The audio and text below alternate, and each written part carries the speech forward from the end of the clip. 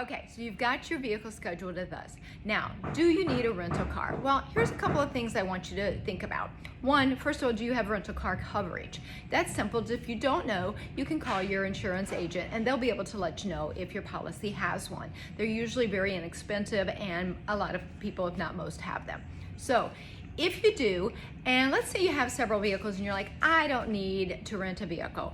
And that's fine. If you don't want to, you don't have to. But one of the things we do let you know is that the insurance companies don't like to keep paying for days of rental coverage. So they kind of get on the ball a little quicker to get cars approved. So if you have rental insurance and you don't mind using it, they tend to scoot the boot a little bit to get the car approved and we can get the repair done. That's one thing to keep in mind. Now, if you want to get a rental car, we recommend there is an Enterprise on Hillsborough Street here in Raleigh near the fairgrounds. I have no affiliation with them. I don't make any money from them. The only reason I tell people that is because you can literally walk up there in a couple of minutes, but we usually will give you a ride and Enterprise can pick you up. So we can get you there quickly and in and out. It's just really convenient.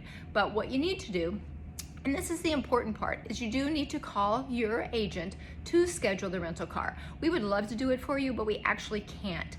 If anyone but the agent schedules it, the insurance company schedules it, then you will be billed for the car, and you don't want to be billed for the car. So call your agent, let them know what day your car is going to be dropped off for repair, and get that car scheduled.